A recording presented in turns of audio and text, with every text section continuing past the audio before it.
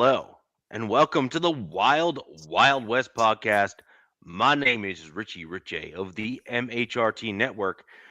I have lost most of my voice for most of the day today, and it is now just finally coming back. So that's why you got that little raspiness baked into the cake there. Believe it or not, I'm not actually sick. It just, my voice decided that today was just not a good day. Over this way here is DZ.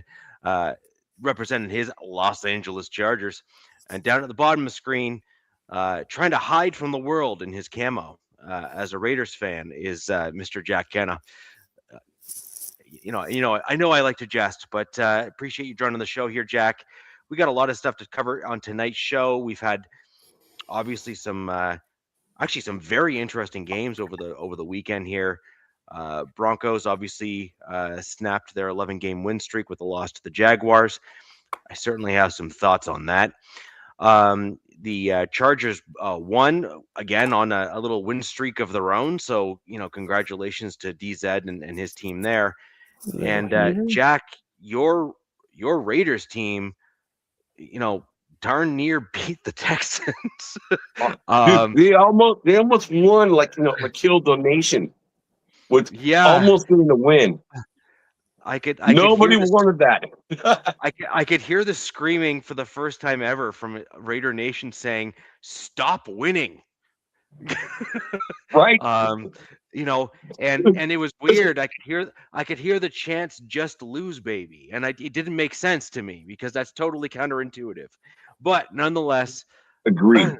Nonetheless, you did end up squeaking out a loss in that game, despite having some pretty solid highlights to hang your hat on. And we will obviously get into that as well. So let's go right into this and start talking about your Texans, since that was, frankly, I think a shock game for a lot of people. I think a lot of folks were expecting that to be a much different outcome. Yeah.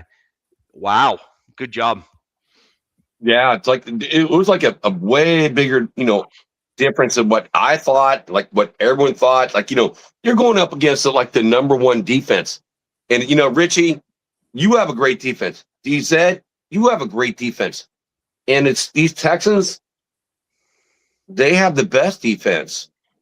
You're right. It's up here. It's way up here. And I never expected the Raiders to play that well against the Texans. And it was like probably the best game they played all year. So when you play your best game and you still don't win, it's still a loss. You know what I mean? It's still a loss. I mean, Ashton Jeanty had his breakout game this year.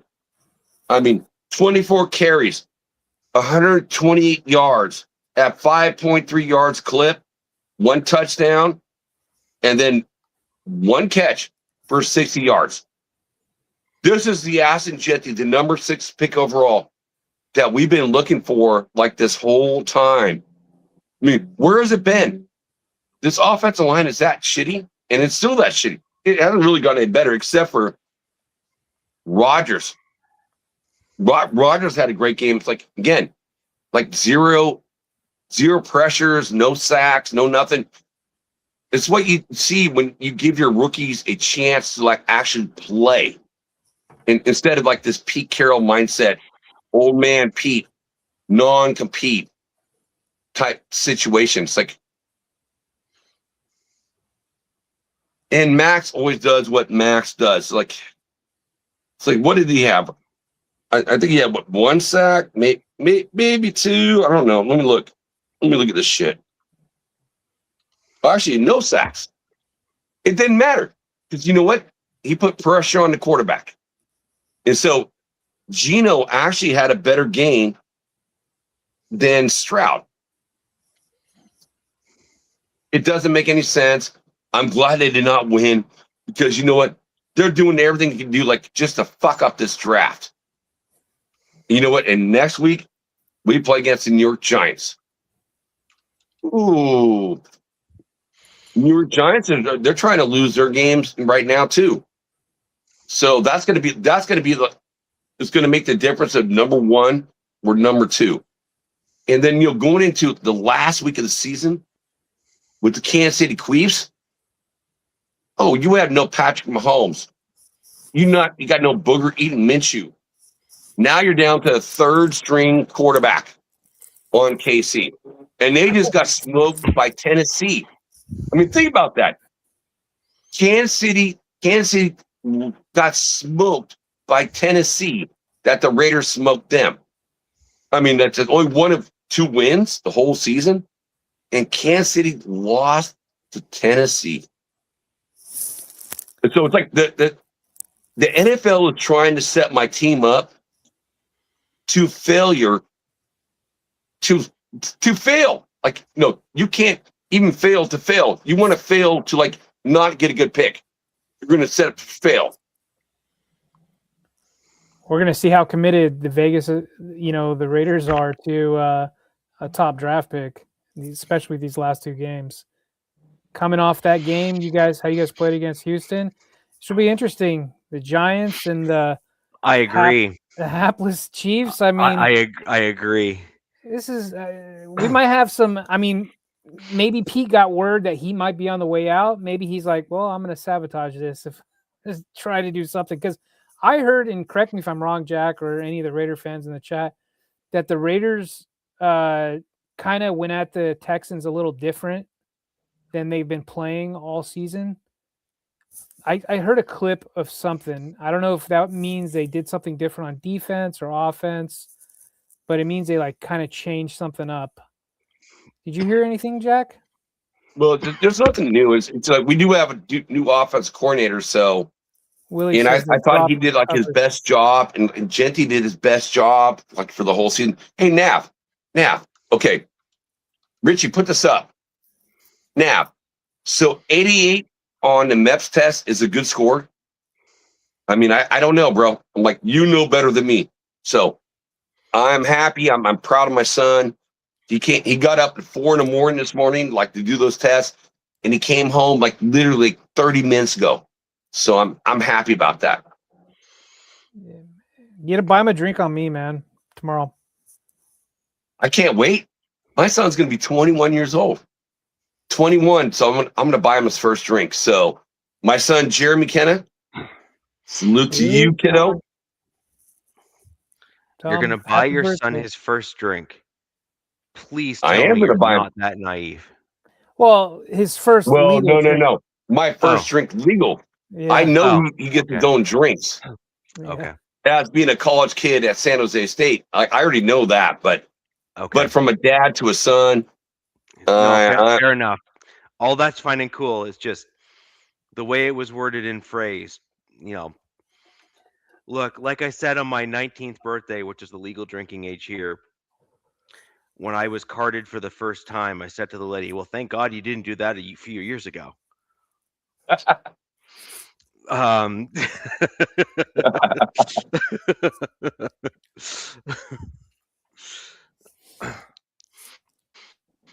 Yeah, man, I was impressed by the Raiders. I can't wait for this season.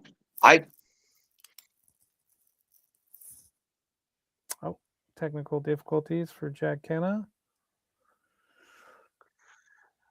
Thank you, Gavin Newsom. Oh, there he goes. He's back. All right, I'm back. Okay, good. I'm happy for you guys. Like, I'm glad to see like there's 2 AFC West teams end up going to the playoffs, and it's like to see how that all plays out. And it's like answer this question after you guys do your tidbits on your games. I want to know again. I asked this last week. Who are the teams that you're most scared about in playing? Well, I can't wait till you guys play each other. Jack, that'll be badass. Chargers haven't clinched yet. The Broncos are the only one to clinch, I believe. Yeah, Broncos clinch, but I can't wait to see you guys play each other. Yeah, that game's probably going to mean something thanks to the Jaguars. Dude, the Jaguars, they beat every AFC West team. They're the only team to do this. They beat everybody. And I don't even get it. I have so much crap about that. Like, that game was so atrocious. I don't even know where to start. Dude, so I watched a little bit of everybody's game, not from beginning to end, but it was kind of poetry because on X, Jags fans and Broncos fans were going at it all week leading up to this game. And, you're my rival. So I'm like, you love to see, especially competing for the West and everything. And it went crickets. I have not seen any Broncos people after that game. They've got to be in their feelings right now. So, I mean, it's one game. I kind of think like, I don't know if we talked about this in earlier shows, but it's like you're going to stumble. And if you're going to stumble now and get yourself right. You know what I mean? Going forward. I actually agree. I actually agree to that. I think that's like, if you had to fail, I'd rather fail in that game than, like, say against the Chiefs or the Chargers, for example. And on top of that, and by the way, the game against the Chargers is not a gimme either. The Chargers are one heck of a team. So I mean, that's going to be like, my prediction for that game is that I think that'll be flexed to Sunday. They have that option, right, for that last Yeah, game. like I actually think that's going to be flexed to Sunday Night Football. Like, that is going to be like one It's heck that of a game, game. or I think it's the Patriots and Ravens. What's up, I think Zach? would be the other game. Mhm. Yeah, and the Ravens. I mean, God, what they did in their game yesterday was what Lamar. Yeah. Yeah, that's a must-win game. No thanks, I'm not playing. But yeah, man, yeah, we'll see. And kind of mad that the game's in Denver. I think, right? It's in Denver. I'm not mistaken. It It'll is, be but in see, Denver, yeah. The Broncos played like all of these, like the vast majority of their win streak was on the road. It's so wild. Because And everybody, so, yeah, I saw a message or a tweet. It got a lot of traction. People are like, do the Broncos just play at home like every game? And that's what it seems like as lately. But I guess we're forgetting about the beginning of the season. no, the majority of the win streak that the Broncos had Was on the were road. road game wins. Probably right. Like, and then so what we had is back-to-back home games.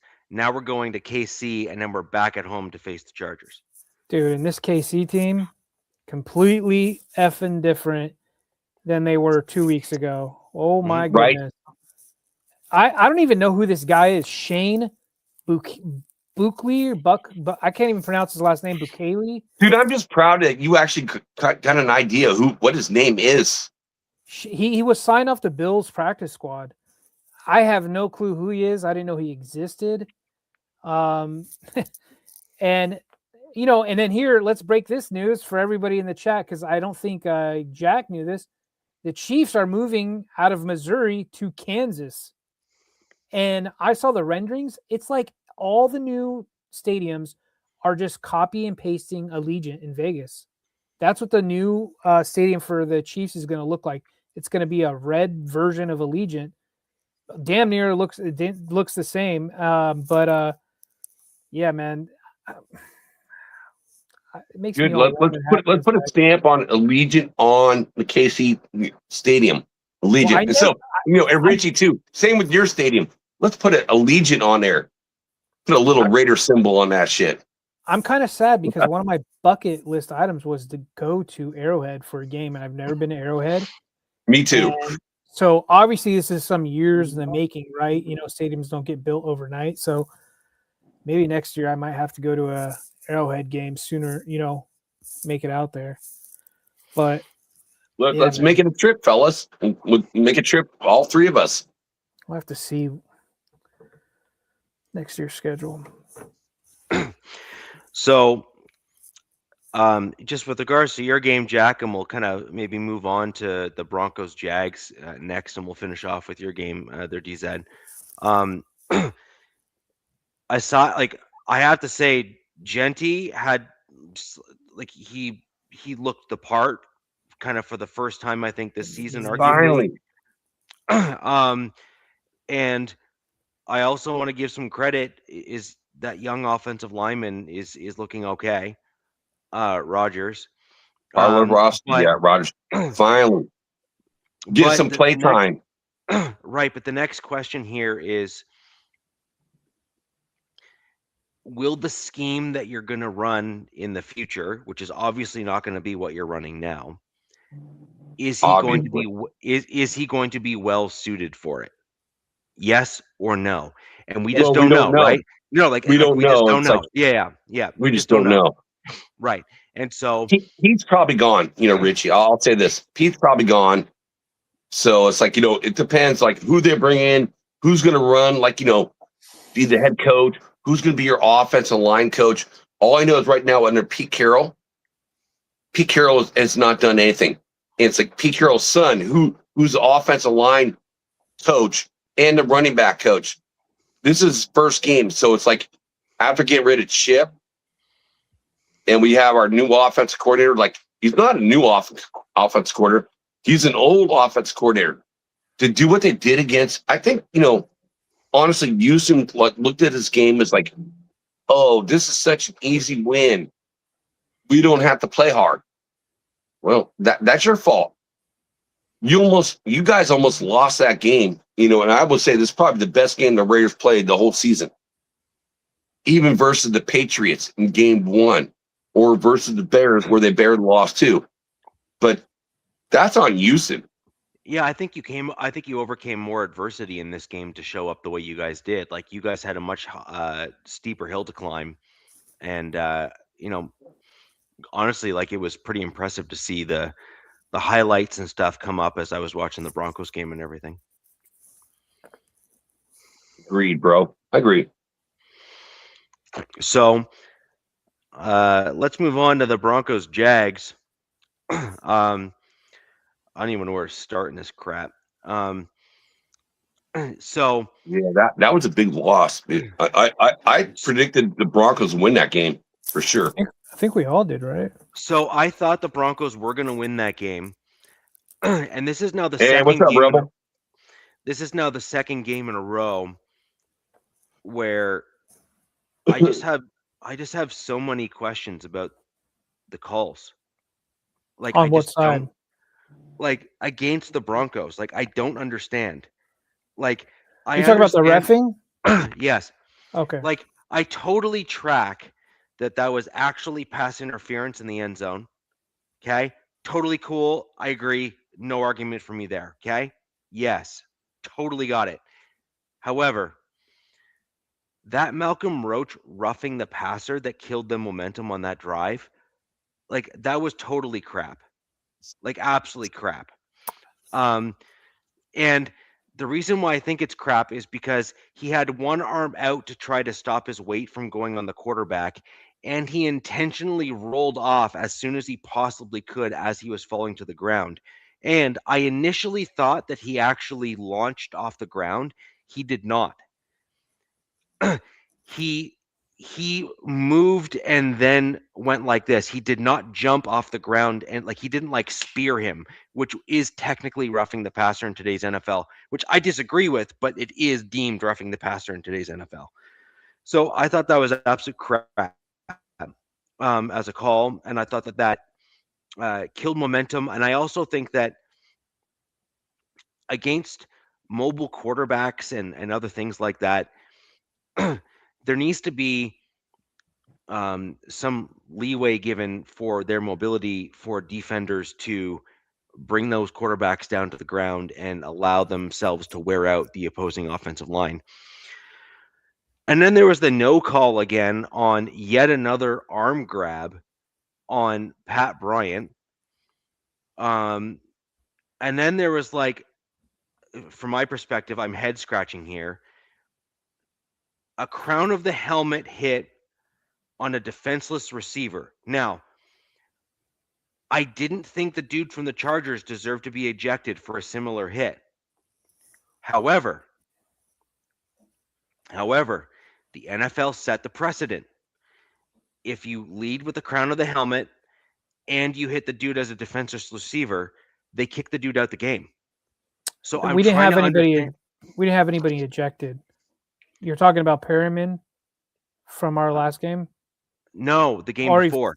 Okay, get you Tony The Jefferson. game before. Yeah. Okay. Yes. So I'm looking at that game and saying the NFL set the precedent for, we don't want this in the game. you do this, you get ejected if two things are true.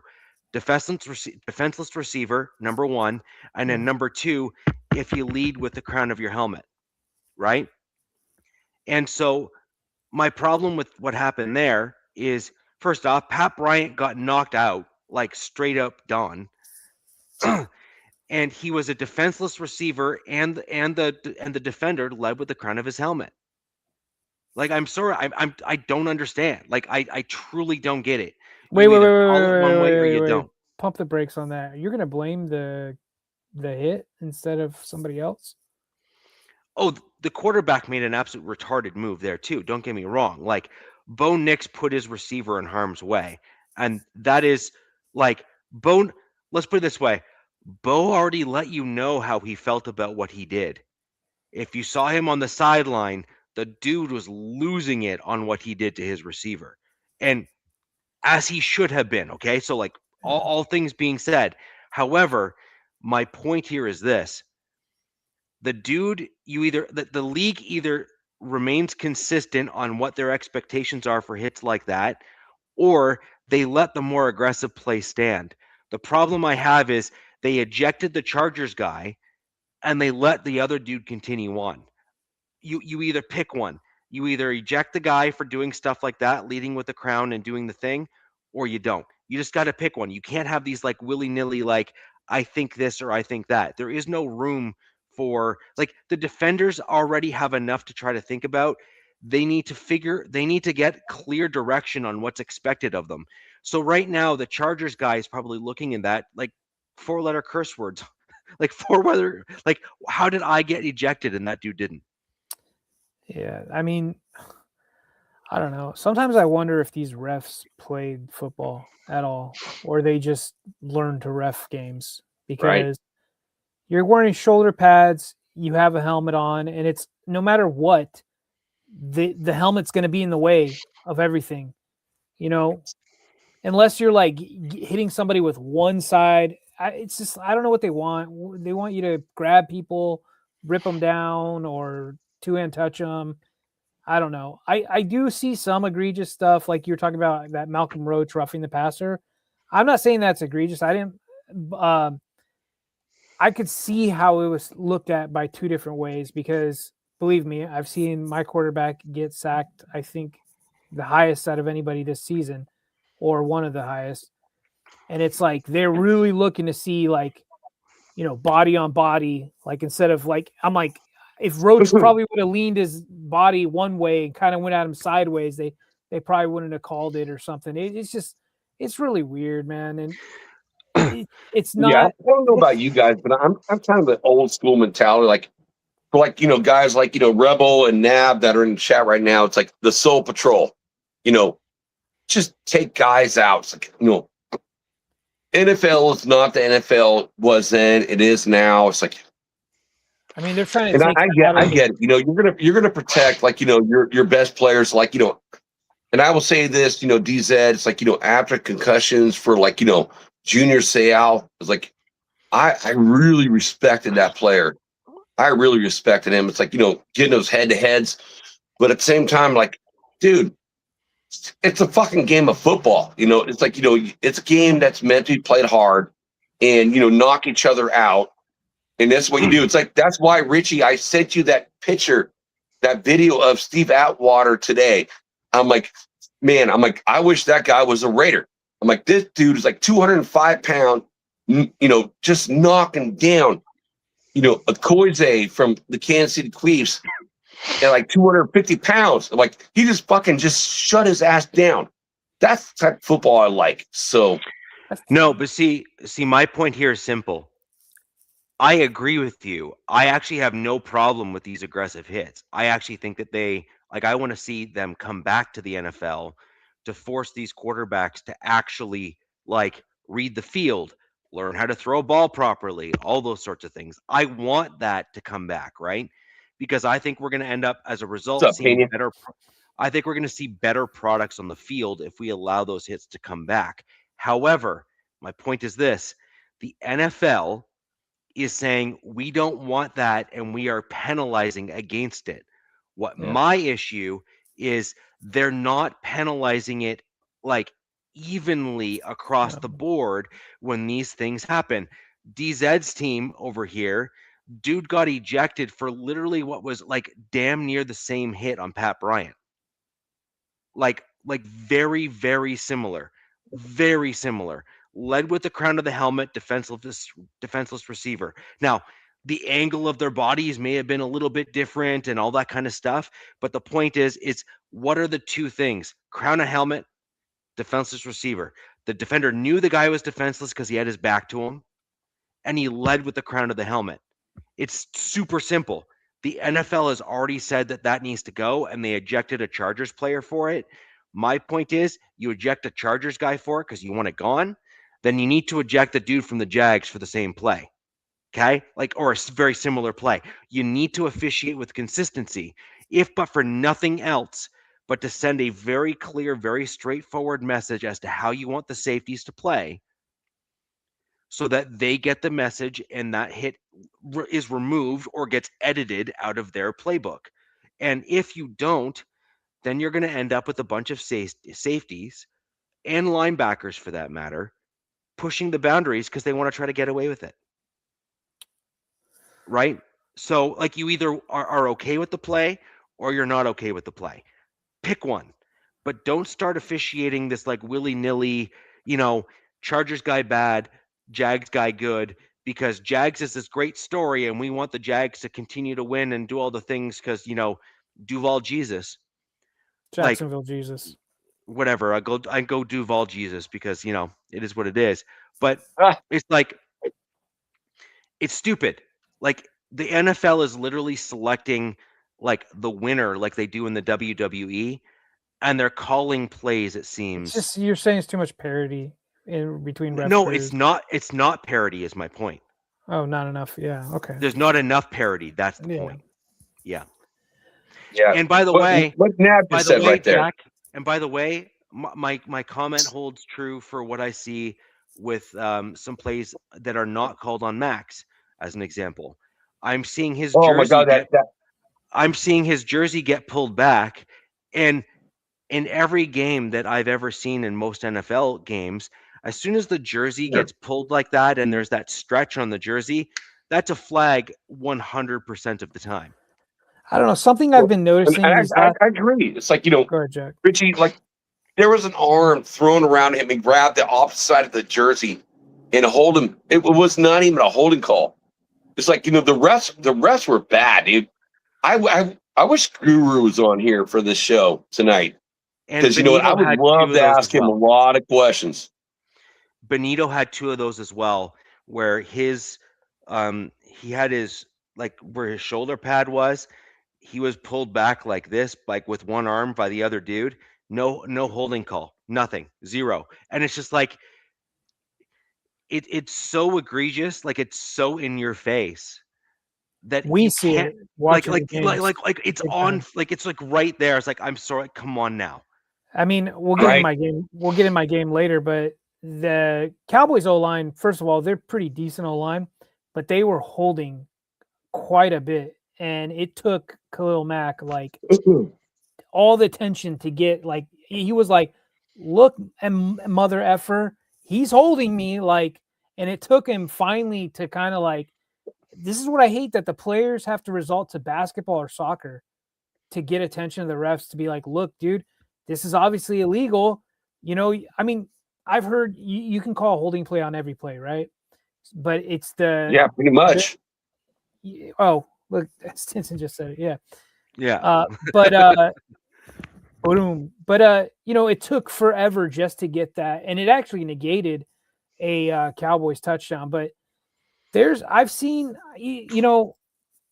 penalties that I'm like, that doesn't make any sense. I mean, we see the way the NFL is going. They want to take out the rough hits, but then they let stuff go. Like, my thought, so damn simple, too simple to make all. Yeah, my thoughts, so damned. So Nab man, thank you, bro. So damned simple that it seems too simple. Let's make all the calls and non-calls reviewable. Duh. I agree, bro. The game would go on forever. I mean, It would. You know what? The games go on forever, anyways. Like we have too many commercials, anyways. It's like let's get it right. Let's just get that shit right. Well, here's my point though on that, Nav, Nav and DZ and Jack.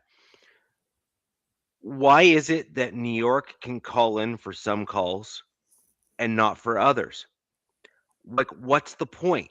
Why, like, what is that threshold? So again, I have that as a question as a fan. And for what people don't know what Richie's talking about when he says the Chargers, that was last week against the Chiefs, I believe. Yeah, where Tony Jefferson got ejected. New York decided they didn't call it. They didn't eject him during the game. The refs didn't do it. It was New York who had called in and was like, "No, get him off the field."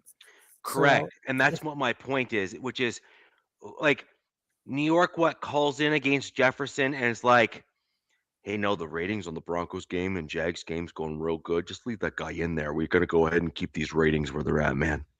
Like, well, that's like one side of the Mississippi versus the other side of Mississippi. And I think you guys, as being AFC West fans, can see that. Wherever you live, it's like you can see that. You're in New York, like you're East Coast or you're West Coast. And there's definitely division there. It almost brings me back to like the old days, like when all of us are like, AFC West teams, AFC West, AFC versus the NFL. It's like, there's still a division there. And I don't want to hear from anyone saying it's not. I still kind of feel it's the same way. So thank God, like, guys like Al Davis that brought this merger together and fought for our conference. So thank you, Al. Rest in peace, bro. You did so much for like all this stuff. But I still feel like it's you go on one side of the Mississippi, you get one call. You go on the other side of the Mississippi, you get a different call. My point ultimately here is that I think as fans, what the NFL is doing right now is they're making the game more and more difficult to watch as fans that understand the rules better. And I think the NFL is making a huge mistake in this regard, which is fantasy is actually allowing more players to understand more about the game because folks are starting to bet on things and they're starting to play games and it's becoming more involved. People are becoming more involved. So you're getting, married couples that are like literally playing fantasy football together. You're getting like I mean, dude, my wife just took me out. I was the best team in semifinals. She just took me out. She's moving on. I'm not. So right, but this is the point. You're getting couples that are playing fantasy football together. And as a result of that, you're getting the spouse that's starting to learn the rules of the game, just as their husbands used to traditionally start understanding and knowing the rules of the game. And then it's getting more and more of the fan base more and more educated. And because the details are becoming easier to find, right? Like you're able to search them up online and you're having more like YouTube channels like this and others that are like breaking down all the rules. It's actually making the game less watchable because more people understand the missteps and miscues that they're seeing on the field more than they ever have. Ever. Like literally ever. Like we look back at some of the games back in like the 80s and the 90s and knowing the rules then, we're like, wow, did they ever miss a bunch of calls? But the general average fan didn't know the ins and the outs of the rules like we do now in today's NFL. My biggest issue, Richie, is it's kind of like the other side to what you just said. We have a lot more people involved in the NFL, which is the NFL's goal, right? The NFL is that's the goal. It's a cash cow. This might as well be a religion in the United States. It's NFL. It is rules, cash cow. NFL rules all, but at the same time, we've got what I would call maybe casuals, maybe not casuals. They could be fans of their team. They see hits like the one that happened to Pat Bryant. They see Tony Jefferson 2 weeks ago, Denzel Perryman, what just happened against in Dallas. Those are dirty players. That's their first thing. That's a dirty football player. I like Denzel Perryman. I will never say anything bad about that guy. He was a Raider. And then he's a good player. Then you get it trending. Oh, he's dirty. They're dirty. And we've talked about this in previous shows. We just think that they're from a different generation, or they're playing the position the way it needs to be played. Essentially, that's how you were taught as a kid growing up. And now you're playing in the NFL where they handicap the defenders so much so that sometimes you have no choice, in certain scenarios, and instincts take over. There's a lot of this game is almost like flag football, right, DZ? It's like you almost got to play flag football. These defenders have a split second to react, and it's their job on the line as well. Like, say you pull up, we've seen all these soft tissue issues. There's a myriad of things that could go wrong if you're not making a play. You know what I mean? Like, you can get cut, you could be on a expiring contract. There's so much things that go on, but then you get all these people. They're a dirty team. That's a dirty player. This guy does this, and they start digging up their long career of all the plays that they've had, and it's like, give me a break, man. Crap happens in this league, in this game, and things are going to happen. We know what's dirty. Stepping on a guy where they capture that kind of stuff. I don't know what player that was. I think it was a Seattle Seahawks guy doing something like that. Spitting, that's dirty, right? Like, but hard hits, man, and like bang bang plays. That's kind of where I draw the line. I mean, we were taking out spearing. I think spearing is, that's obviously a no-no, and leading with the crown of the helmet. But they're calling penalties on guys for leading with their shoulders, but your head is in front of your shoulders. Like, there's only so much you can do. These guys look like they never. Okay, it's like replay. Like, they watch it back on replay. It's like, but it's bang bang bang. Like it's happening so fast. You can't control that. Daniel, I never played in the NFL. I will give you that.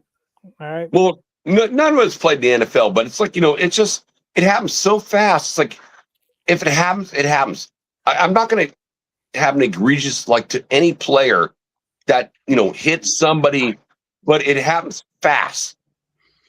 And now we're down to like this whole replay stuff. It's like, it's by frame by frame by frame by frame. So it's like, not D1, dude. I'm 5'10". I'm 5'11". I did not play D1. I played rugby at an extraordinarily high level here in Canada, like very high level. And Stinson, there's going to be some cheap stuff. I mean, these guys, while they're pros, they're also competitors, and they hate each other, and there's crap talking going on. So stuff happens, man. Like, we know when they need to draw the line, and then there's other stuff like pushing and shoving, like whatever. That is what it is. Like, stuff's going to happen. But like, I don't know. I'm trying to think of like the last time I saw a dirty hit, like in these last few weeks. And I'm thinking Richie thinks that against Pat Bryant was a dirty hit. I don't know. Wait, Nav, you played in the NFL? No. I do not think it was a dirty hit. But you think he should have gotten ejected or something? My point is, if the NFL is going to say what Jefferson did is an ejectable play, objectively speaking, because of the two reasons they gave.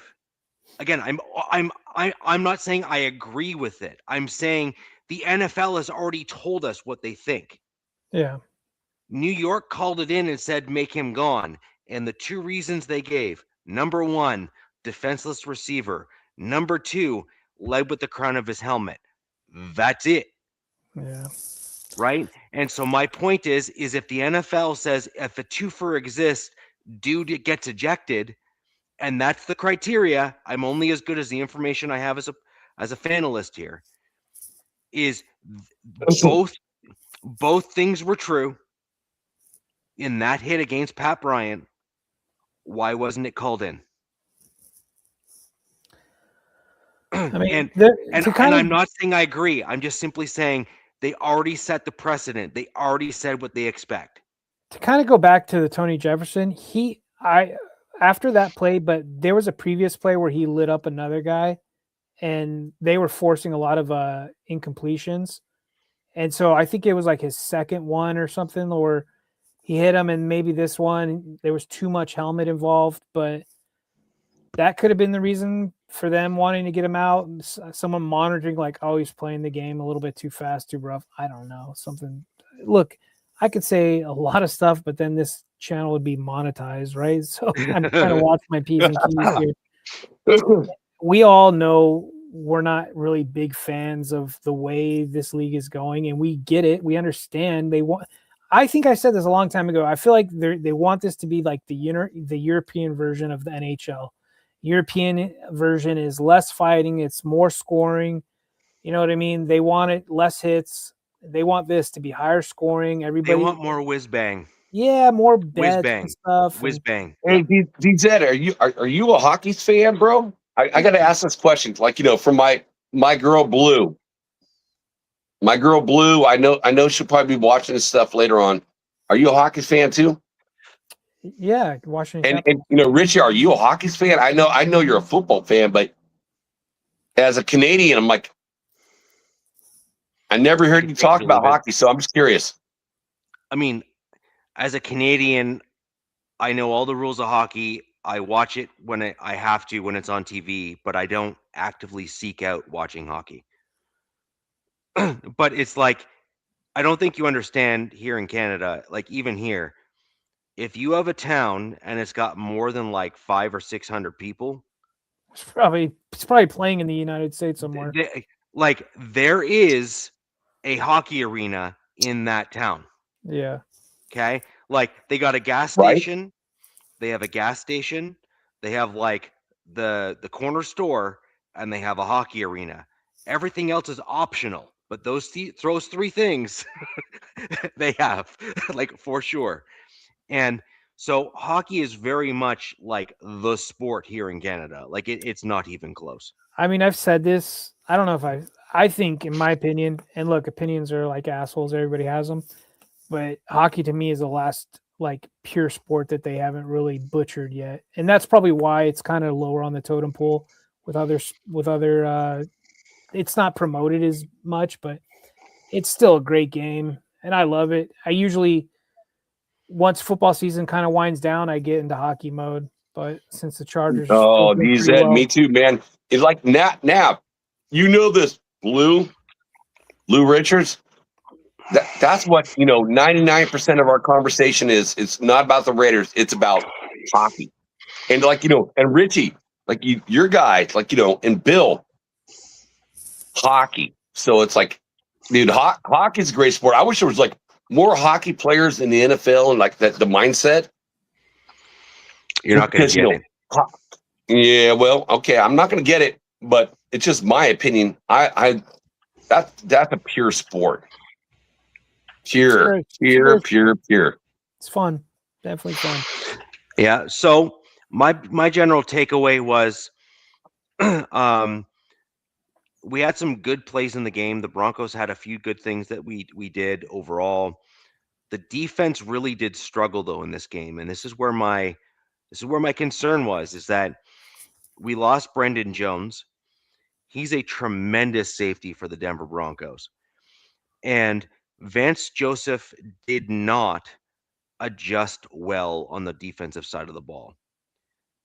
He needed to mix things up more and do more and that sort of thing, and he really didn't. He did not shake things up. He didn't do more. What he did was he relied on the defensive line to wear down the offensive line of the Jags, which they did. Because as the game went on, the Broncos defense got more and more pressures. However, and sorry, by the way, just on that note there, the Broncos are now sitting at 63 sacks on the season. Yeah. Whew, okay. We got 5 more sacks against Jacksonville in this game to elevate that total again. Wow. Okay. That's so nuts. That's again something to, call out. Okay. And I also wanted to bring one other interesting Broncos stat before I kind of get back over to the game is Bo Nix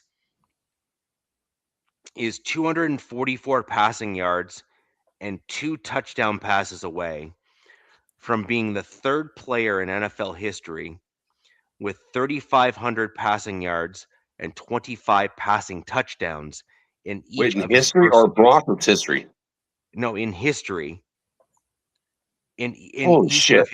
each of his 2 first seasons. Now, here's a question for both of you. Who are the other 2? And chat, leave those answers down below. I want to see if you know it too. I don't even know. I'm clueless. I never knew he was like that close to like breaking records. I mean, goddamn, Richie, that's fucking awesome. Well, it can't be Mahomes because he sat his first year. Correct. So there's that. I'm just gonna throw one out of the blue. I'm gonna say Peyton Manning. See on there? Correct. Yep. Oh, He's one. okay. All right. Who's I don't the know other? that. Jack. Who'd be the other? Dude, I don't even know, bro. It's like I love the Give us a name. comment, and I have no clue.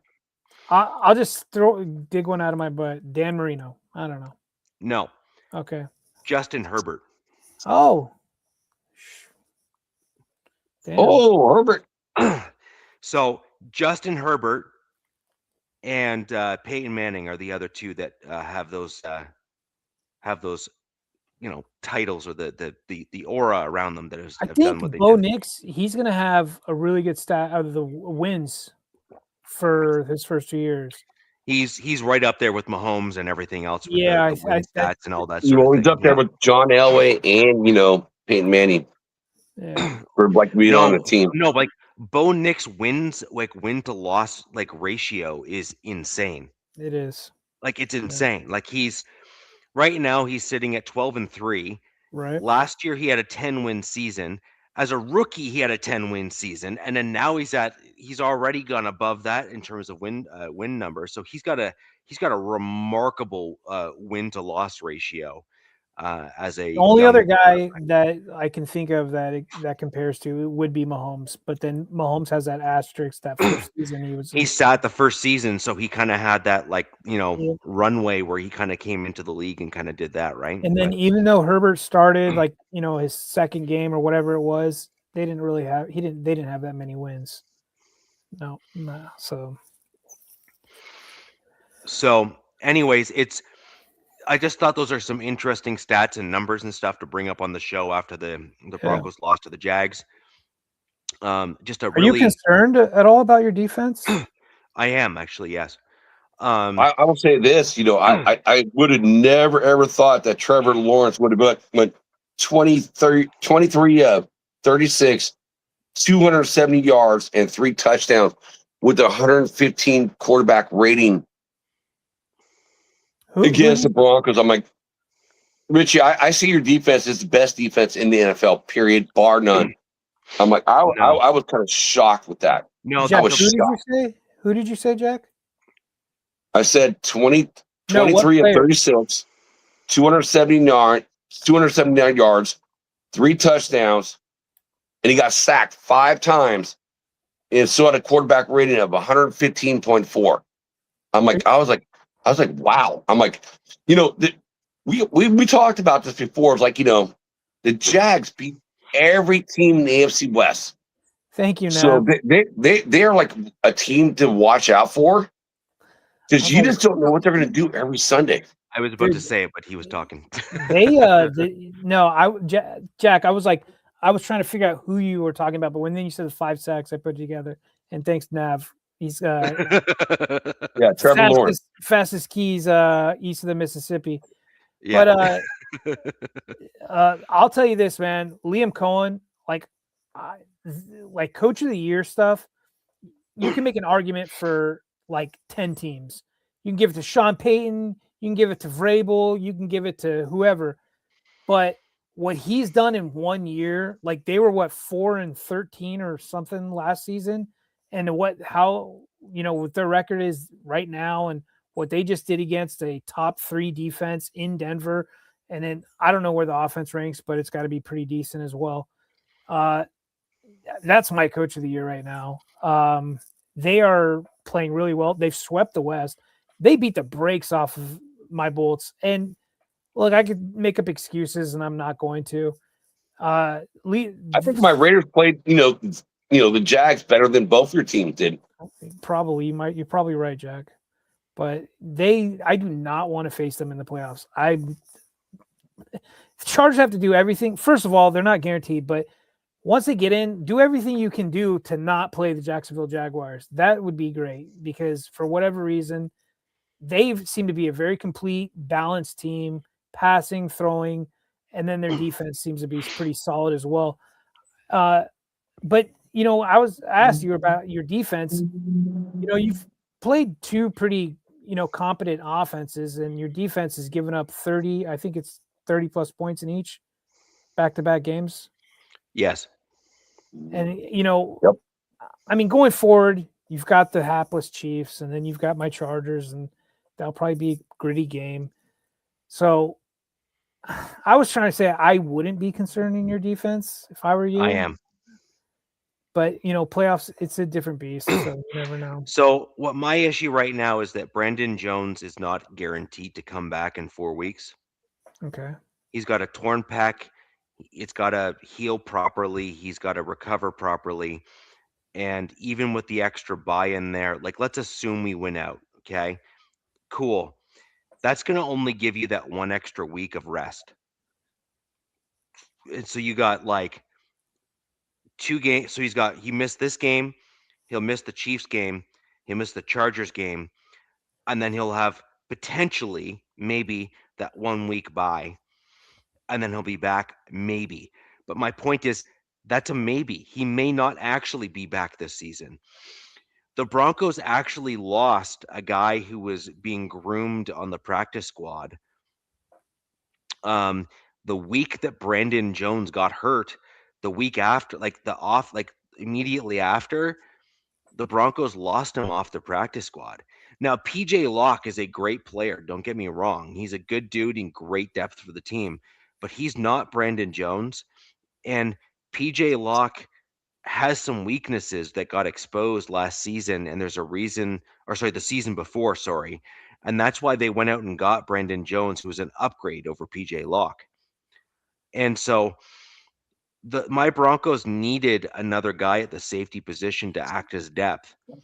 And they lost a guy on the practice squad.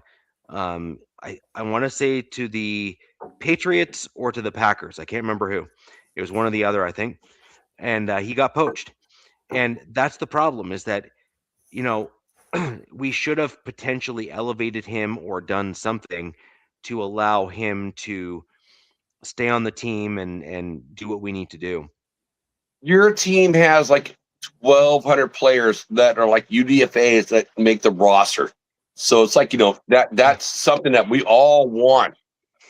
Richie, yeah, well, that safety was a UDFA as well. So many dudes that do that. So you gotta put somebody out there, right? You gotta give us some crumbs. Yeah, but now he's to pick them up. He was another UDFA that we had who was going to potentially start for us the next game, and he got picked up by another team. But this is the problem, right? Which is the Broncos need, like, the best teams in the league develop that churn depth in the back end of their roster and then elevate them to become starters. Like Jonathan Cooper, great example of that. Tillman, another great example of that. Where's 92 for my Denver Broncos? Like, these guys here developed as players and have elevated themselves into good to great players at the NFL level, and they all complement one another on the defense. The point here is that the Broncos have a great defense and we have depth, but you need to maintain the depth and behind the guys in order to make sure that you can continue to field a competent team. The problem is we're starting to go through injuries on the defensive side of the ball, and we need those guys to come back. And if they don't, we're going to not be able to play the man coverage that makes our defense what it is. And it's a change in mentality to how we're playing. So, for example, what we saw in this game, DZ, and the reason why I'm a little bit concerned with my defense here is we were getting eaten alive on on zone, playing zone, Same. right? We couldn't switch to man because Vance Joseph was too afraid to expose PJ Locke. I mean, you got to play. You got to do what you got to do. And I get what you're saying. Like injuries. I mean, I think somebody said it. I don't know. It was today or yesterday on some show, and it comes down to the teams. Like, yeah, there's a ton of reasons, how a team makes it past in the playoffs, but it's who's healthiest, man. Like, this is where depth is getting tested. I don't know if you lost any game, any guys in that game outside of Pat Bryant. I'm not sure. We had a bunch of injuries happen in this game that are giving me question marks heading into my next game. That's what I'm starting to get worried about is like, playing teams and having the players once you get into the playoffs. It gets down to the nitty gritty, and this is where depth is getting tested big time. Well, talk here, about playoffs. let me DZ, thank you and your Chargers for fucking finally kicking out the Queefs. Thank you for getting Kansas City out of there. Like, it's over. The run is over. Your team did that. That's I wish your I had a team, part in bro. that. I wish I actually had a part in that, but I didn't. Well, your team did. So it's like, thank you, Bolts. Thank you, Chargers, for doing that. Yeah, man. Out of all of us AFC West fans, we're so happy about that, bro. It's like that is. You guys get to beat up on them, right? These next couple weeks. Sorry, what? I don't want to beat up on them. I want to lose to them. My second to last game is going to be. They got their third string quarterback coming in, playing against the Raiders. Of course. Oh, of course. Mahomes is out. Oh, Booger eating Minshew's out. Now we got to go to the third string. They got smoked 29-6 for the Titans. The Titans is one of the worst teams in the NFL. And now this is what my team's going to face. So I can lose that first number 1 overall pick. Yes. Dude. It sucks. Like if Bill was here, like, jackass. That's what it's going to be. So, DZ, the other thing that I'm a little bit concerned with when you're dealing with what the Broncos are playing defensively right now is I don't think we're going to necessarily need to worry that much about the Chiefs because you have a young quarterback, and with pressure, you're probably going to be able to get in his head. What I worry about is a guy like Herbert, for example.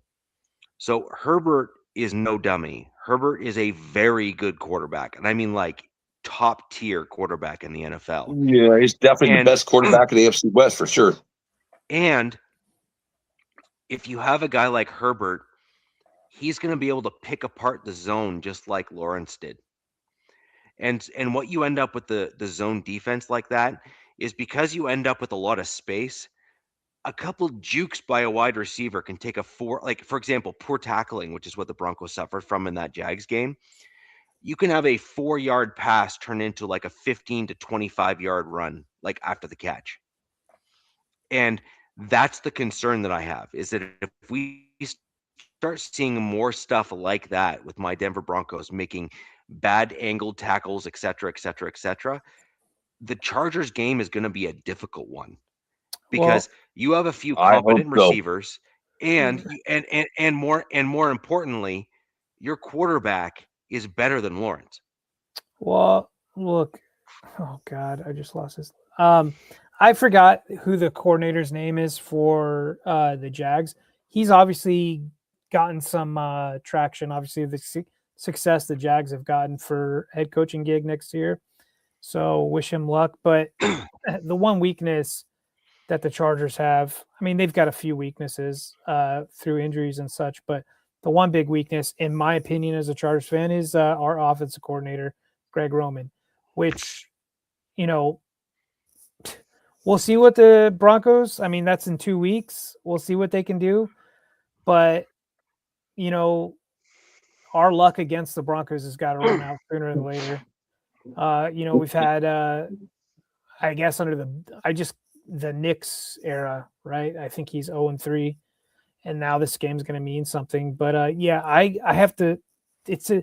Herbert's great, but when you there's a in the Dallas game, there was a play where, again, Greg has got two receivers. They're running right next to each other, occupying the same area in the field. And it's things that fans have seen these last few weeks that are just like leaving us, kind of head scratching offensive.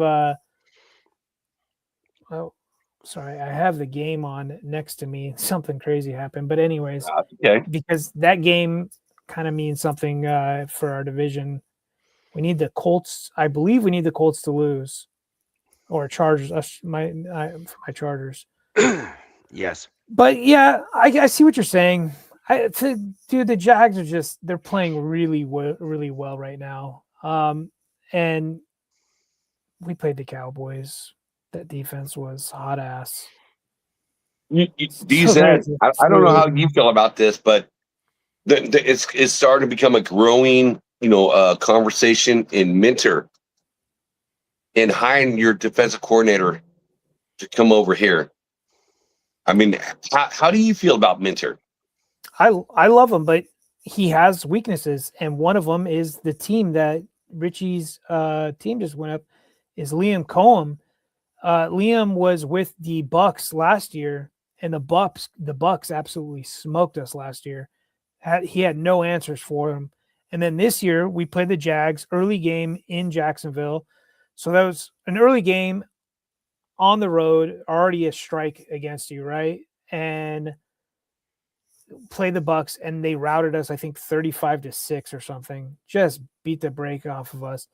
But so he has his weaknesses. But that being said, this is what I keep hearing from the media is like the Chargers have a bunch of no-namers on their defense. And I'm like, okay, I guess I'm trying to think about it, like looking from the outside in. You're probably, Khalil Mack, he's long in the tooth. Derwin James, the safety.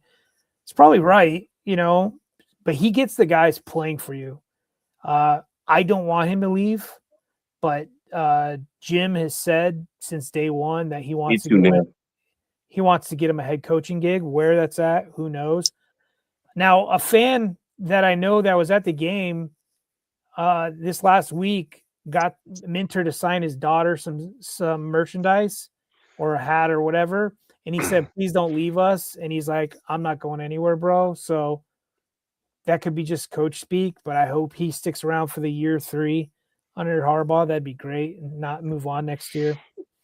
But if you're talking about for the Raiders, I think you guys would be, a good young OC would probably be your route, especially if you're picking a quarterback. I agree. But it is like a conversation that's now being had, like, on Minter. Yeah, he's a great guy. I think he's going to be a fantastic coach one of these days. I just hope it's not next year. So let's that's my thoughts on the Jags Broncos game. I just think there was a bunch of stuff that went wrong. I think that Nix had a pretty poor game overall compared to how he played the last 2 games leading into it. I actually think that Nix's game against the Packers was his best game at the NFL level. That was an excellent game. Yeah, and like, so I want to be fair and balanced in how I'm like critiquing him. I think that in this game here, Nix did not take the game over. Nix did not put the team on his back to do the things that he needed to do. Seems like he had a lot of incompletions, but he had the did. Yard. But do you know? No. Do you know what he did? Him a clutch. No. Do you know what he did? What? His clock. He allowed his play clock to be sped up by the Jags. If you look at the fourth quarter, Nix just let whatever was going on get to him, and he was like speeding up everything over and over and over again, and it was not good. It got to a point where he was getting those happy feet again, and it seriously impacted his game. It was bad. Dude, he still had 352 yards. That's pretty good. And then right, you didn't talk about John Franklin Myers having 2 sacks. I just see that's pretty good. Well, Malcolm Roach would have had 2 sacks as well if he didn't get that one called back because the refs are idiots. Yeah, well, that's true. There's so there's that. So, but anyways, I'm just kind of like going through your guys' game stats. seems like RJ Harvey's kind of pedestrian. 7 for. They really only had him carry the ball 7 times. 7 times. McLaughlin actually had a pretty good game. Yeah, But for look at 50 Harvey's yards. pass catching. Look at his all-purpose. Oh, okay. That's what I got to do. Just go to the full box score. Well, Harvey was like more important in the passing game, like four yeah. catches for 71 yards. He had 7 for 50. Wow. Okay. Yeah, he had one of his better games in this game against the Jags, actually. Dude, my wife had Cortland Sutton, and he absolutely killed me. And guess what? I left RJ Harvey on my bench, and that killed me. So, yeah. And I left Trevor Lawrence on my bench, and I didn't play him. I was like, this is where the shoe's going to drop. Well, I was like, he's on the road. He's been playing really well. I looked at his past opponents, and he was going into Denver against that defense. They're going to be pissed off about that. Well, maybe not pissed off. So I'm like, I'm not going to play him. I'm going to play. I'm trying to think of who I play. I think I played Brissett, and Brissett just took a dump on me.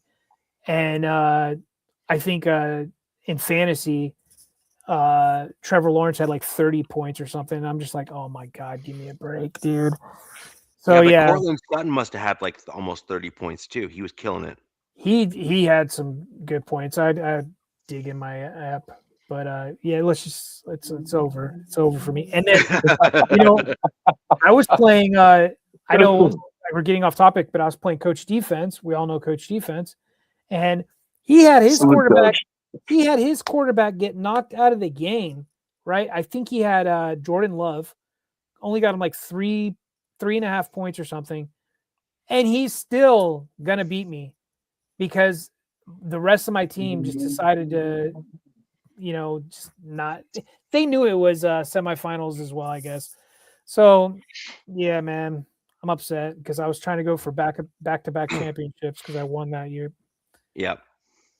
Yeah, DZ, I want to hear about your big win, the knockout, the KC Queefs. Get him out of the playoffs. Your team did it, dude. Your team did it. So salute to that. Jack, we didn't we talk about that one last week? Yes. Was it last week? Yeah, yes. Am I looking at the wrong game? You might be, buddy.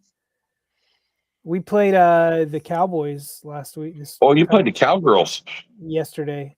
Man, I'm so used to doing the show on a Wednesday, and I'm like, oh yeah, it was yesterday. But yeah, Richie, do you want to touch on anything more with you? Well, I wasn't on last week, so maybe that's why I'm thinking of it. Let's go right into the Cowboys. I will admit, DZ, I thought that the Cowboys were going to field a better offense against your defense and make it more competitive. And in fact, if I'm not mistaken, I think I had. I think I had you losing. Did I not? I had the scores from last week. I have just my scores. I had us. I had faith. I had us still taking it. My scores from last week for the Chargers versus Cowboys was 27-24. I had it to being a really close game. I had it the other way around, I think. I had it basically like almost what you did, but I think I had the Chargers losing to the Cowboys by a and I picked your Broncos. Similar margin. I had them 24 over the Jags, 21. And then I had the Texans 27, Raiders 10, and man, Raiders almost had it. But yeah, I know.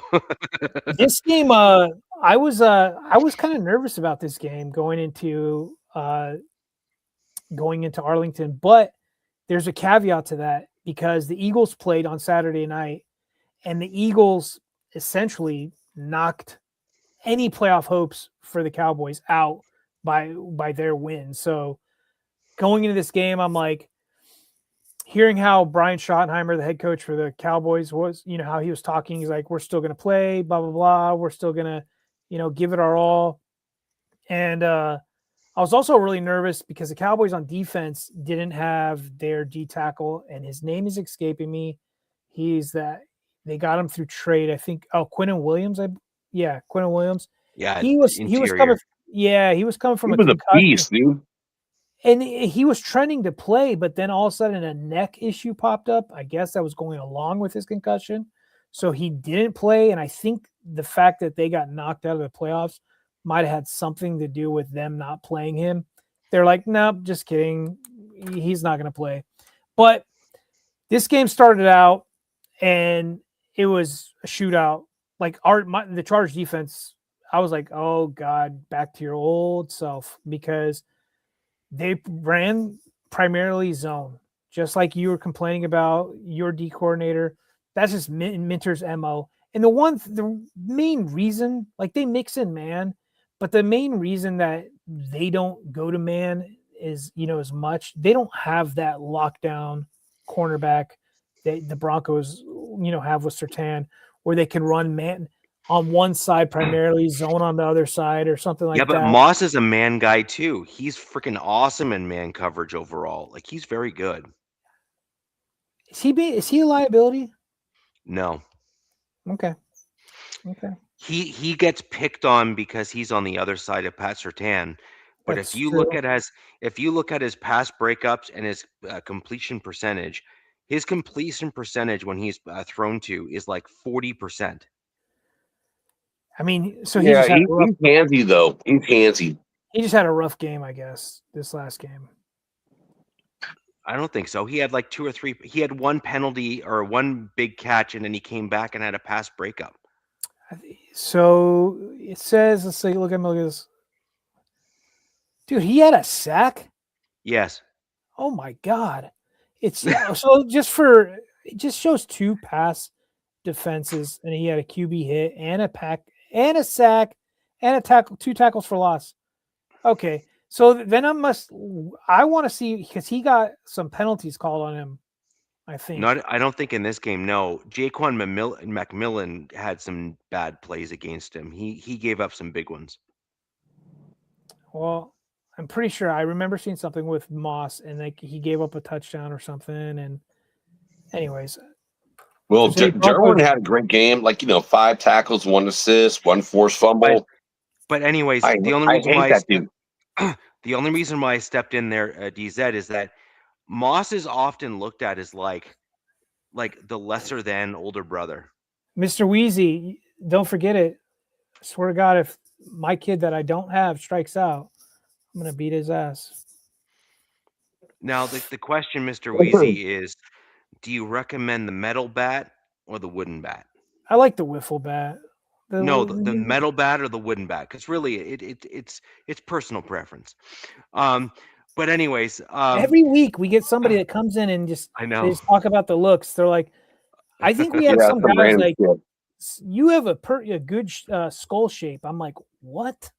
I just went into like organ harvesting. I coached Little League for like 8 years, so it's like, yeah, I don't get that stuff. You're not beating your kids with no bats, dude. It's like, but anyways, open hand. Yeah, phone book, no bruises. But anyways, with regards to the corners and the comments there, is like the Broncos have at least 3 dudes that are normally really good in man coverage, and then they got Jahdae Barron, who's getting like the experience to get there. So like we have the guys that can intermix, generally speaking, in man at least, and are getting better at zone, but they're still not there. And so that's what really had a negative impact in this game here. But to your point, yes, you're not necessarily stacked on the corner side of it in order to play like the pure man coverage, and that makes sense.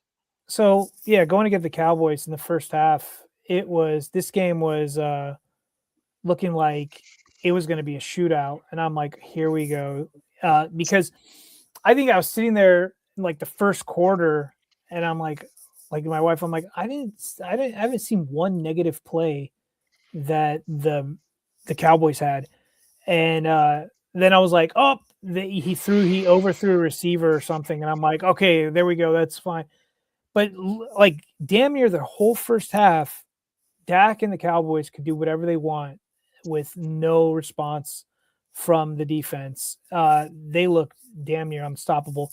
Rightfully so. They were, or they still are, the number 1 defense in the league. I mean, number 1 offense in the league. Dude, Pickens had himself a game. He was smoking our Cam Hart, just burning for just bad. So But Damn at the hard, same, Notre Dame, bro. yeah, at the So same now, time, you know I love that.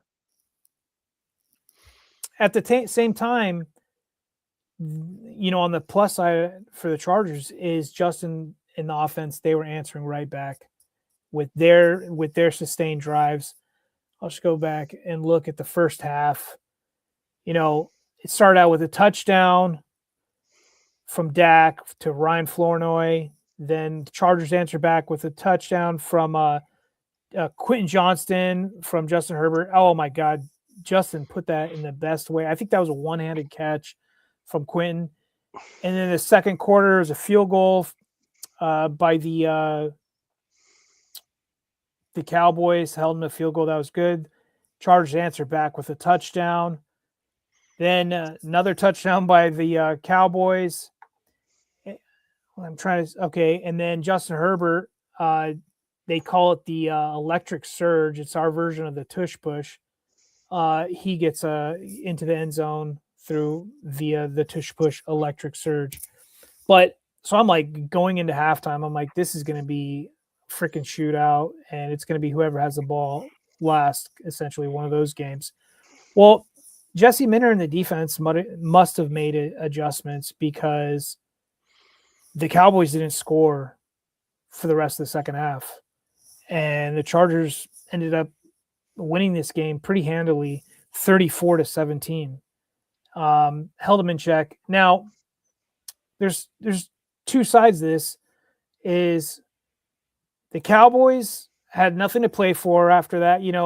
Their offense could have kept clicking, which it was still trying. They eventually pulled Dak and brought in their backup. And their defense is horrible. The secondary, we've tried, but their secondary is horrible. Now, like from an outsider looking in at the Cowboys, if the Cowboys retain this offense and just focus on the defense going into next season, get a few more guys. They need some cornerbacks, safeties, cornerbacks, what have you. Just rebuild that defense or add on to what they've already done, because I think they Frank Clark and obviously Quinnen Williams didn't play. That team could be a force to be reckoned with if they can get an average defense in Dallas with that offense. I mean, we saw it, like the Bengals essentially. The Bengals and the Cowboys are like almost damn near identical, just in two different conferences, where you have two number one wide receivers, really good running back. I mean, your old boy Javonte Richie, he's doing pretty good down there. Rusty Trim out two, obviously Dusty Joseph. Man, that's some poetic writing.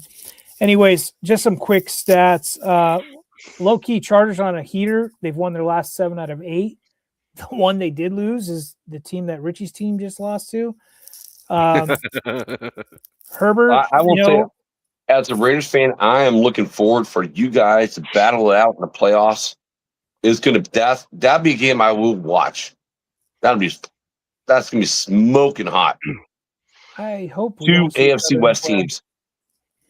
Yeah. Now, you guys want to make a bet on that? You guys want to make a bet? I mean, I'm not making a bet because like my team's like batting for like, the best spot in the draft. I'm not making any bets yet because you two boys are like you're like the big heads right now. You got the big heads. Woo! I'm not making any bets right now because we had some injuries in this game. We've already been dealing with bad luck on the offensive line. Sawyer went out, who's been holding it down at left tackle. He's a good player too. Yeah, I love him. He's a good player. He went down with he's done pretty well. A hamstring injury, which I don't really see that with offensive linemen. So he didn't come back. Deontay Jackson, one of our cornerbacks, who I think has got to be in the tops of interceptions this year. He got a groin injury. Benjamin St. Juste had a shoulder or an arm. It did not look good. Vidal, our running back, backing up Omarion Hampton, he had a neck injury. And Trey Harris. I didn't know that. Oh, salute, Nav. all love, buddy. On game days we're enemies, but six other days out of the week we can all be friends. But on game days, that's it. So we had some injuries in this game, and luckily, I think Jim came out and said these are all day-to-day kind of things. I also want to give shout out to Tuli Pelotu. Dude, he's got 13 sacks on the season. I know it's not up there with some of these tops, but I think that's tied in for third place right now. The dude is balling out. I'm really proud of him. Trey Harris, our rookie receiver, got a dislocated finger, and I think it had to do with how hard Justin threw the ball and he caught it. I don't know if that was the ball hitting his hand or what, but there was this really fun clip on the sideline of the trainer popping his finger back in, which probably didn't feel good, but I guess just throw some tape on there. Hey, DZ, Herbert is definitely the best quarterback in the AFC West and maybe the AFC overall. I mean, he does shit that I can't believe, other people do. It's like he's unbelievable this year. And with Harbaugh, with his being his head coach, I mean, it's unbelievable what I've seen, what he's done. Look, good for him, bro. Justin, I'm a big fan of him. He's had a couple really bad playoff games. Two. He's only been in two. They were both really bad. So he needs to get that taste out of everybody's mouth. His haters saw those games and they were bad. So so the best thing he's got to do, he's got to win a few of these games, winning these big games, these playoff games. But the thing I will give Justin credit for is he's one tough SOB, man. He's dealt with injuries. He stays in the games. He's 2 weeks removed from hand surgery. He's out there. He's balling. He went for 23 out of 29, 2 touchdowns, threw 300 yards. He had a tush push. He had a tush push rushing touchdown, and he had 42 yards of rushing. Also, looks like Hampton's getting healthy. Hampton was 16 for 85 and a touchdown. He had a 5.3 yard average. QJ came back. He missed last week. I'd like to see them go head to head. I don't think Justin and Allen have gone head to head in their careers. I don't remember. Stinson, you're in the chat. I don't know if Lawrence is playing really good, but the thing is Lawrence has been bad up until this year where he's got everything going right for him. Justin's been on crappy teams with no defense and still been playing well. So that's why I'm going to always pick Herbert over that. But Allen, I'd love to see them thing Allen does. Allen can carry a team on his back because, man, that Bills defense, in my opinion, is ass. Herbert can carry teams on his back too. So this is what I want to see. I cannot wait to see the Broncos and the Chargers play in the playoffs. I mean, I want to see you guys, your two teams, go head to head because you guys got different strengths, different weaknesses, but it will be a fun game to watch. Jack, it's going to be interesting that you say that because, as an example, depending on kind of where we end up with in Week 18 here, the Broncos and the Chargers will play, and if the Broncos win, we will end up with the number 1 seed. So they get a bye. And we get a bye. If the Broncos lose, we basically fall, assuming things are going to fall where I think they're going to fall. Right? We fall all the way to 6th seed. Yep. Wow. The Chargers get the 2, I believe. Correct. Yeah, the Chargers will get the 2. So that's going to be one hell of a game. There's a lot of discrepancy going on. I think it's the Patriots are guaranteed would be guaranteed for the 1 in that case. If the Broncos lost, then there's no way there's no scenario that the Broncos could end up back in the 1st seed. Yeah. There's some really interesting stuff happening. Some bad news for my team is earlier news came out that Perryman got suspended for 2 games. He had a hit on Flournoy. I can't say his last name. Is it Flournoy? Flournoy? I don't know his name. It's a wide receiver for the Cowboys.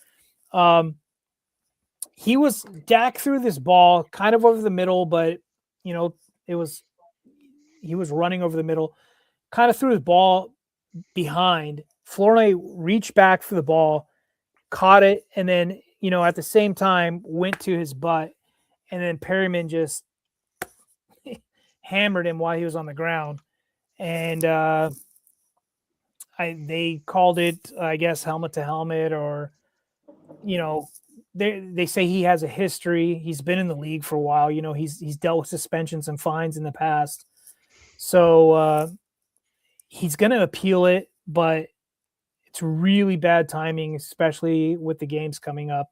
Got the Houston Texans this Saturday. They might have Woody Marks back by then, that's their number one runner. He didn't play. I don't think he played against the Raiders.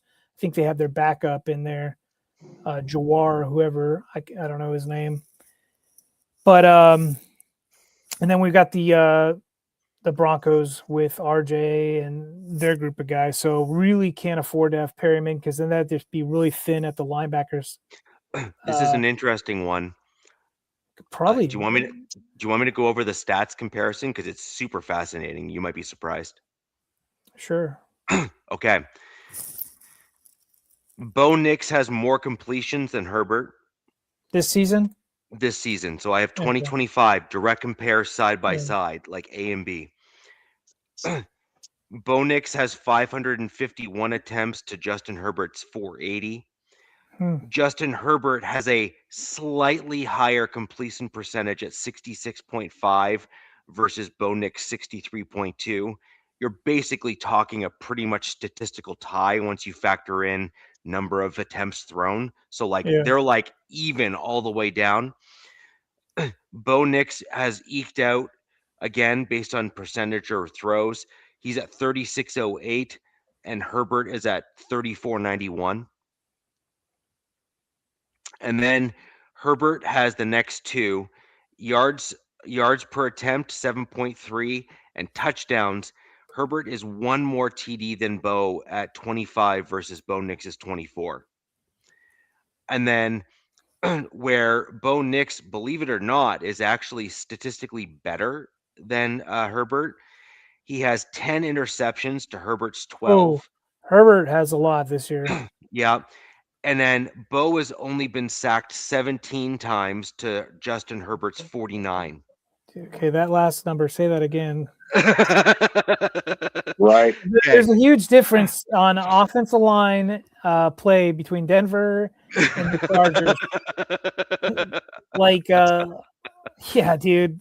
This is why I think Herbert's tough as nails, because, I mean, these are going to catch up, right? These hits will catch up to you eventually. But, I mean, he kind of another stat to rushing yards, okay, go ahead. Go ahead. Well, no, go ahead. I can finish this off once you're done. Yeah, because the sacks, the Chargers didn't give up a sack against the Cowboys, which was a kind of a rare sight to see. But that just shows you how Alice, take the D out of Dallas, the Cowboys were. And yeah, let's just say that. Go ahead. So I'll go through the rushing side of it. Herbert beats Bo Nix in every rushing category except for one. So Herbert has 77 rushing attempts, 461 yards, 6 yards per attempt. The longest runs 41, and then he's got rushes of 20 plus of 7. Bo Nix's stats going down that run is 66, 265, 4.0, and 25, and 2 runs of 20 plus. Now, this is where it gets interesting. Bo Nix has more rushing touchdowns, and it's 2-1. Bo Nix has 4, Herbert has 2. Yeah, the rushing for him it's pretty rare. But Yeah. yeah. Yeah. And then we get into just miscellaneous stats here. They both played 15 games, so it's a wash. I'm not even gonna get into fantasy points because I think that stuff makes no difference. I couldn't care less about that It crap. makes no I care about difference. I care about actual stats. Now this is where it gets interesting, which is points per game is a slight edge, and I mean, like, you're gonna laugh when you hear this. Bo Nix wins at 19.0 points per game. Wow. Justin Herbert, 18.9. Shit. It's like, That's for Close. this year? That's for this year? that's this year, yeah. Hmm. And then snaps, Bo Nix is 939. Snaps per game, Bo Nix is at 63. Justin Herbert's in those same two are 916 and 61. And then points per 100 snaps, we have Herbert with 31.0. Yeah. They're pretty equal. I mean, look. It's basically a statistical tie when you start, like, going down the list, right? Like the records of the teams, I mean, they're almost yeah. So what the Broncos are what 12 and what are you 12 and 3 12 right and now? 3. 12 and 3. And you're 11 and 4, right? Right. Yeah. Yeah. All right. As a guy's like an outsider, I'm looking in. Richie's Broncos offensive line is a top 3 or 4 offensive line. I will say for Powers back too.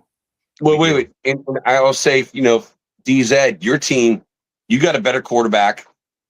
You have better offensive weapons, but your offensive line doesn't compare to Richie's offensive line. Not at all. So Not at all. that's where the matchup is. I feel like DZ, your defense is like that good this year. It's like, Richie's defense, in my mind, is like the best defense in the NFL, period, bar none. And I've said that from like day one. So if you guys play each other, it will be about, what Richie's defensive line, and having those outside rushers against your offensive line.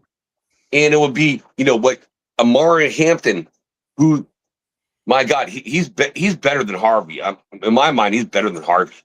And it's like, what you guys can do on the offensive side with your quarterback.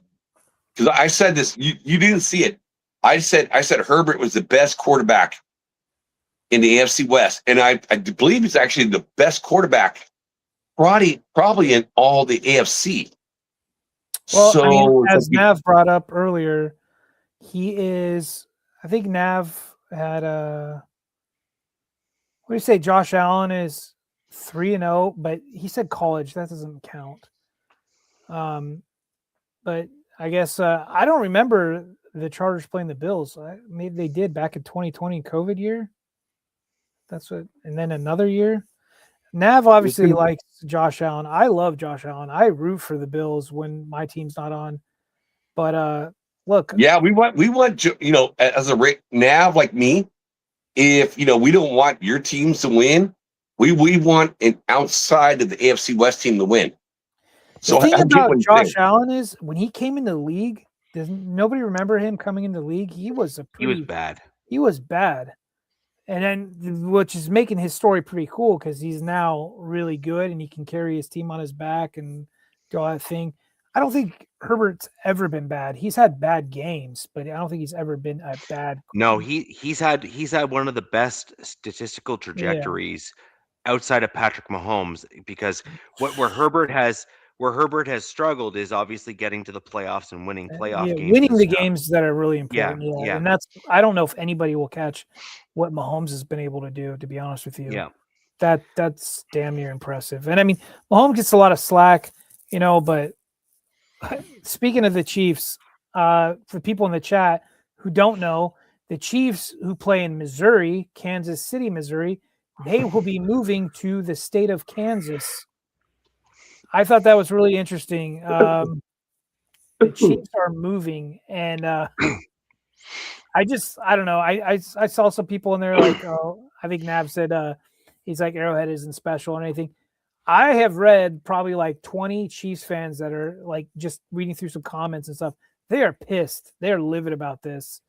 So we'll see how this all pans out. Them moving. I don't know how far away it is. I don't know the logistics, but I think it's pretty interesting. Yeah. So the big question is like, will they call themselves the Kansas City Chiefs? Like the Niners like call themselves, San Francisco, or like the Jets? Are they going to call themselves the Giants, New York when they play in New Jersey? I mean, if you can't rep your own city, that's sad. Are they going to be the Kansas State Chiefs? They can't be the Kansas City Chiefs, even though there is a Kansas City in Kansas. I mean, I don't know. I don't know where they're moving to. I don't know what city it's going to be in Kansas. I don't know. It's just weird, but So, do you have anything else to cover off on your game, or do you want to get into our quick score predictions for next week? No. Other than the injuries that I'm kind of concerned with, they're all day to day heading in because we've got a quick game. We've got a Saturday game against the Texans, who the Raiders just played. No, looking back. Oh, they're going to be inspired, bro. Huh? The Texans are going to be inspired? I think the Texans will be inspired. Look, you almost lose to the Raiders. They're going to be inspired. Like they know they need to play way better. Like you can't just go into this game like go, oh, we're going to do cake walkover. No, so we got mollywopped by the Texans in the playoffs last season. Like just they teed off. And look, they picked up their defense, picked right up where they left off. I still think their offense is a bit suspect, the Texans offense. Now I was looking at like who the Chargers had last year, and comparative who they have this year, for weapons wise. So the running backs we had last year in that playoff game was Dobbins, who was coming off an injured ankle. We had Gus Edwards and Hassan Haskins. This year we have Hampton. Haskins is still there. And I don't know if Vidal plays in this game or it's Patterson that gets brought up. So I don't know if that's I don't know like how that compares. I do like Hampton. He can play some bully ball.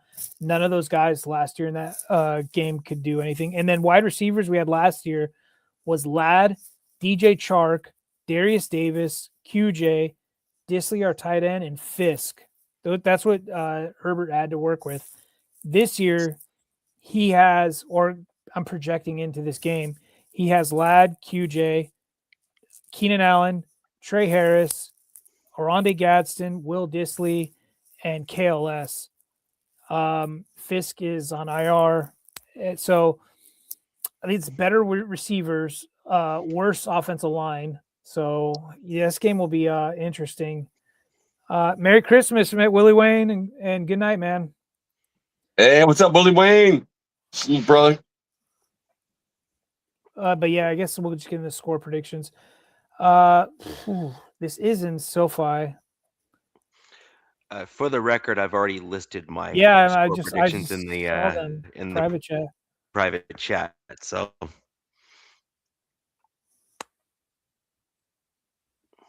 wait, okay, did I look up?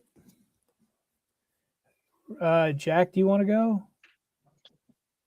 Well, okay, it's like I want to ask Jack, you guys. So we have Chargers Texans. Chargers Texans. Who do you got? Chargers are favored 2.5 points. I think it opened up at 1.5.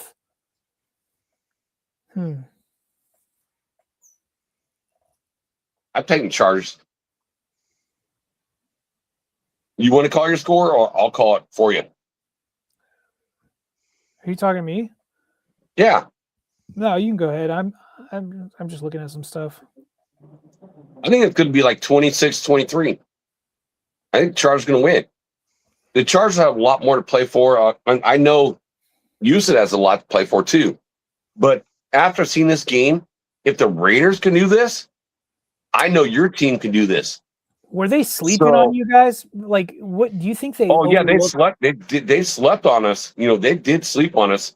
And the Raiders played their best game probably the whole year and still lost. So your team has got a lot to play for, and they have a lot to play for. I do see it close. That's what. If my team could keep CJ Stroud down, your team could keep CJ Stroud down too. Your team, you got a better defensive roster than my team. So I'm calling it 26-23. I like Glenn Paul's score prediction. Glenn, I'm gonna steal that one. I like that 23-16 because I kind of was watching what the Raiders are doing with Nico Collins, and the Texans didn't have Woody Marks. I think Woody Marks comes back. He is a hell of a lot better than who they had going against the Raiders. So that should help them tremendously.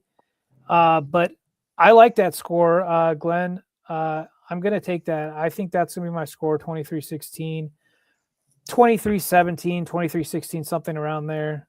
I think it'll be a lower scoring game than last week. Yeah, so I have this as 21-17 Chargers. I think that the defenses are going to both come out to play. Eventually, the offenses will get something going, but ultimately, I think it's going to be a lower scoring game than we think. I do think the Chargers win this one. Again, that's 21-17 is my score prediction for the game. You all got the Chargers. Your Chargers. That's the Chargers, yeah. Yeah. Now we have... now we got the Broncos Chiefs. Yeah. Oh, God. Oh, that's going to be domination. Oh, dude, did you guys see what you guys opened up as? No. 12 no idea. 12.5 point favorites. It should be maybe 15 points. 12.5 point favorites, man. When was the last time anybody... against a divisional team. Yeah. I know, but it's the third string quarterback. When was the last time the Chiefs were ever underdogs that big? I can't remember. It hasn't happened. Dude. I'm just gonna throw this one out of my butt. I think the Broncos, I think Sean Payton puts a state. I think you guys beat these guys 34-6. I think it's 34-6 or something like that. That's I'm locking it in. Broncos win 34-6. Okay. It'll be good to see the Broncos kick the shit out of the Kansas City. It's like we all want to see that, at this point. I got it shit. 31-12. I think they exercise some demons, man. I think Kansas City's on the third string quarterback. So do you guys even know who the third string quarterback is? I don't. Some dude I've never heard of. Like I said, Shane something.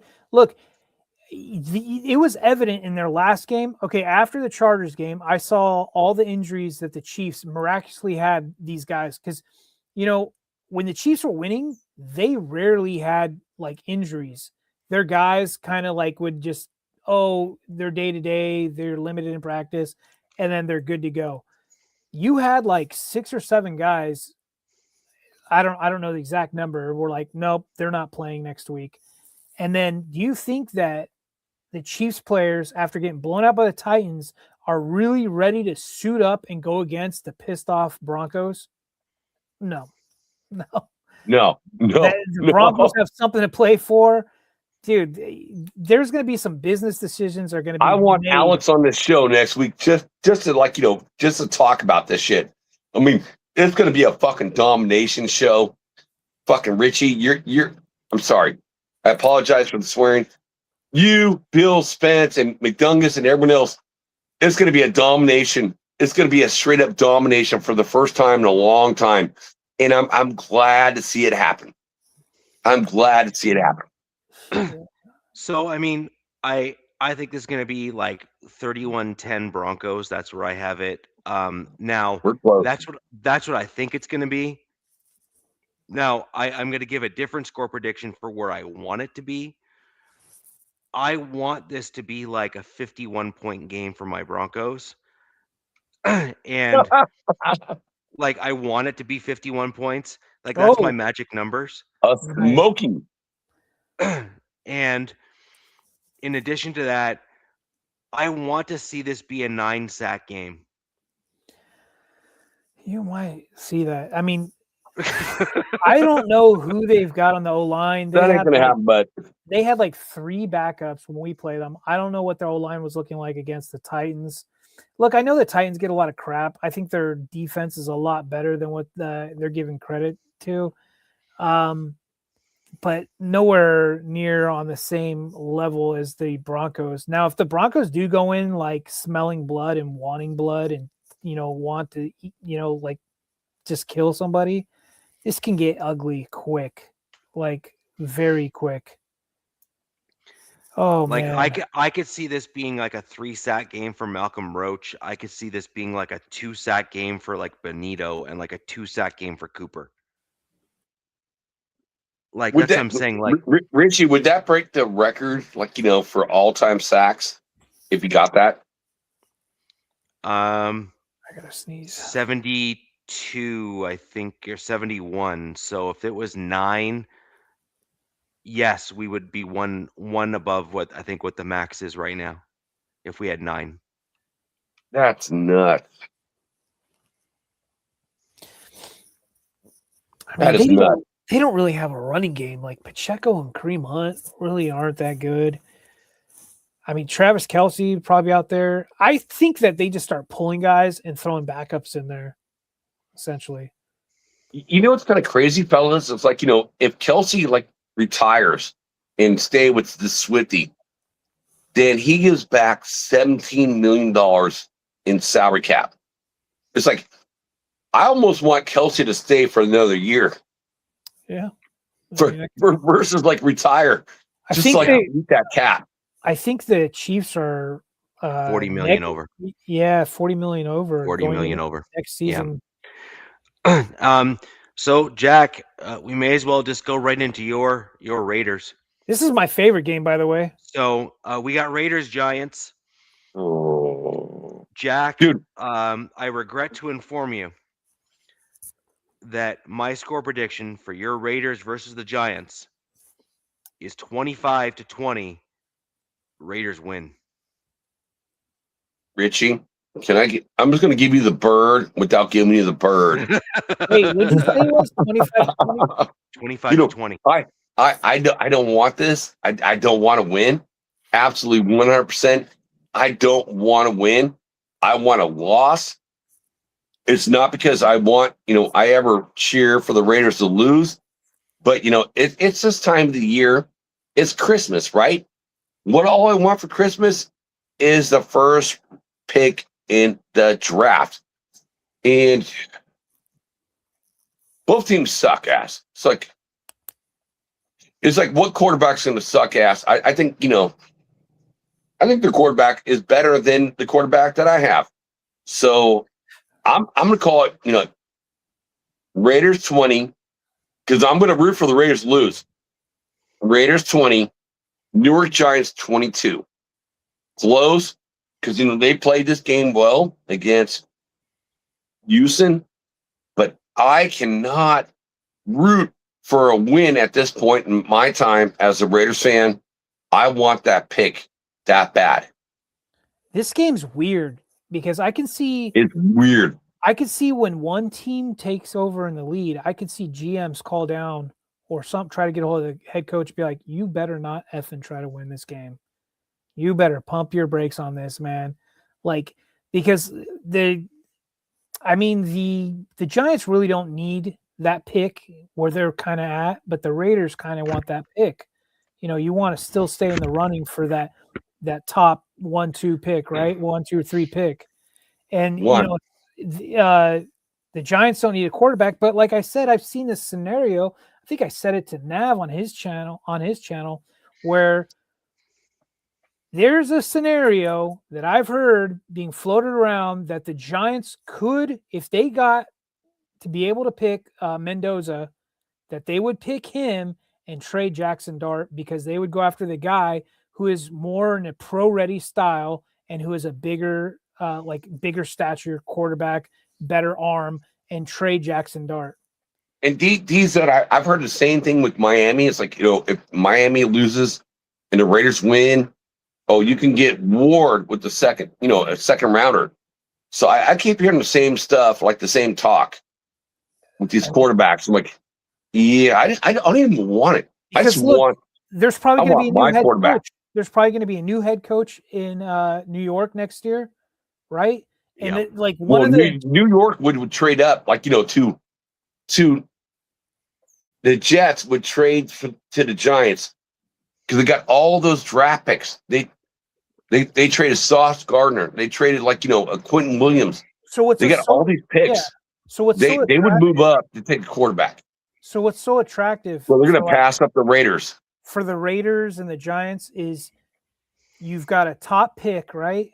And then you've got good cap space. So it's like there's a lot of these things. There's a lot of these situations floating around out there. New head, man, it's going to be interesting. Dude, I don't know who wins this game. To be honest. I don't want it interesting. I just want solidify and get it done. At this point, I cheer for both of your teams, and I can't wait to see you guys play each other in the playoffs. That will be fun to talk about. Let's wrap this up. I'm gonna say the Giants win by 1 point. That's all I'm saying. I thank you, DZ. I'm just saying the Giants are winning by 1 point. 1 point. And that's it. I don't know the score, but walk-off field goal, 1 point victory kind of thing. Something like that. Yeah. I think this means too much to Raiders Nation to not get a win, so they can stay in that draft area and hopefully get their quarterback of the future. Now, do you realize how bad it's going to be if the Giants lose, end up in that top 1 or 2, and if the Jets trade the Hall to get up into their spot, and then the Giants are going to be loaded for years. And honestly, that is going to be dangerous because they're not that bad of a team. No, they actually have some really good building blocks, and if they just stack onto what they have, they're going to go from not great to top tier, and that's going to be scary. Really scary. One of the real quick on my team, one of the things if the Chargers them not winning the division, they have to look back because they beat the Eagles and the Cowboys, but they lost to the Giants and the Commanders, and 2 games that they probably looking back shouldn't have lost. I mean, the Commanders, they were kind of moving really well at that time with the Jaden Daniels, but losing to the Creatine Caucasians, that probably shouldn't have happened. So, yeah, it's really interesting. Yep. Well, guys, we've called all the games. We've gone through the recap of last week's game, and that's going to do it for the show. We've had a good little run. Put our predictions out there, and we're going to get all the scores, at least KC and Denver, and get some interesting numbers out of it on Christmas Day. And then, honestly, week 18. We kind of said it's either going to mean nothing or everything, and it's going to mean everything in my opinion. I think week 18 is going to be the game. And I was hoping you guys would just rest your starters week 18. This is God. Yeah. So anyways, next week's show is going to be a doozy because we're going to see where things are at, and we will go from there. But ladies and gentlemen, thank you very much for joining us tonight. Appreciate you joining us on the odd day of Monday. Our show obviously is every Wednesday, typically at 7:30 Eastern Standard Time. And ladies and gentlemen, thank you very much. You guys have yourself a wonderful evening, a very Merry Christmas, and we will see you on Wednesday. Peace. Fast lane when I pass in the street, bag of money in the passenger seat. Tempo's been asking for me on the road from the west to the east. Way up, I might never come down, cause the coast racking up the flight miles. So high, I might never come down, so what, this is my lifestyle. Wait a minute,